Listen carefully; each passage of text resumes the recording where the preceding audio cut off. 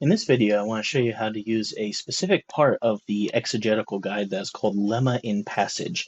Now, I know that sounds like a lot of big words right up there front, so don't tune me out. I promise this is super helpful and a tool that you're going to want to check out for whenever you're doing a Bible study or a sermon series in Logos. So go to your guides up here on the top task or toolbar, and it looks like a compass now here with Logos 10.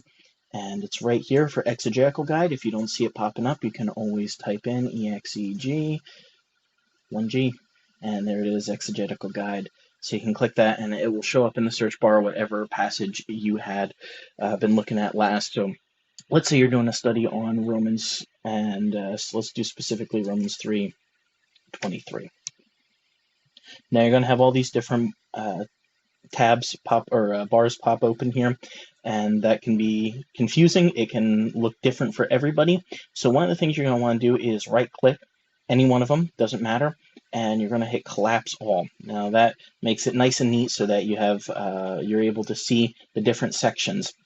And it also can help your search run faster. That way it's not trying to populate each of the sections all at once. Now, if yours looks a little bit different than mine, that is okay. It could be for one of a couple reasons. One is your sections can be in different orders. You can always just click on one, holding it and drag wherever you want in there. So it could be that. It could also be that you haven't had the section added in. So you can always go up to this top right, add, and make sure that you have clicked on whichever sections you want. If there's one open that you don't want open, you can right click and do delete. That doesn't delete it for all time, just moves it back up here to this top section where you can click add and put it back in. But we have plenty of other videos and information on the exegetical guide here in the circle, so be sure to check those out. Today I just want to focus on the lemma in passage. And this lemma in passage is a super easy to use, important tool for determining keywords, themes, topics, whenever you're doing any kind of sermon series or Bible study or devotional study, whatever it may be for a passage. So go ahead and click Lemma in Passage. Click on Lemma in whatever passage you're in this case, Romans 3:23. And now you see all of these different words pop up from the verse. And this is so fantastic because you don't even need to know the original language to understand which keywords it's highlighting here. If we kind of go backwards, like right to left here, you start with the English word, and that you're able to see which word it's referencing, the, glory, every, sin, God, whatever it may be. And then you have this little icon here you can click on that will give a Logos pronunciation of that Greek or Hebrew word. And then they give you a transliteration of that word where they're taken from the Greek or the Hebrew and putting into English letters, so it's easier to read if you don't read Greek or Hebrew. And then you have this hyperlinked word from the original language here. So you can click on any of these and it opens up a Bible word study.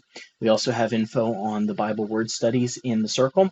It is one of my favorite tools in all of Logos. I absolutely love the Bible word study, so I highly recommend checking that out another time as well. But here with the lemma and passage, this ranks keywords based on how many times they show up in your commentaries and other resources. So it's a little bit different than important words, which is where Logos points out the words that it sees as important in any given passage. Or you also have important passages, which ties to similar passages to the ones that you're in. So this one is going to be based on whichever commentaries, lemmas, dictionaries, and resources you have like that. This really starts to shine when you do a bigger study. So let's say we're doing a study on all of Romans, and let's type that in instead of just Romans 3:23. So we're doing all of Romans, and lemma in passage, lemma in Romans, click on that, and so now you're able to see keywords from the entire book of Romans. Now, a lot of times you're not going to care too much about the first couple words that show up. They're probably going to be definite articles, conjunctions, that sort of thing. But then we see that God is something that's mentioned a number of times. So we're going to probably want to look into that. Maybe even the prepositions you pay attention to. Like I'm guessing some of those are about being in Christ. What might that mean? And then especially it starts to get important as we get down to, law and faith are mentioned several times. Now, again, remember, this is not the number of times it shows up in Romans, but the number of times that your resources reference it. So this is like an easy way to pull all of your resources and get the wisdom from all those people to see what are the key important words and themes in this given passage. And it saves you a lot of time and wondering that way. It gives you some great stuff to study later. So I definitely recommend using lemma in passage in the exegetical guide anytime you have a Bible study to do.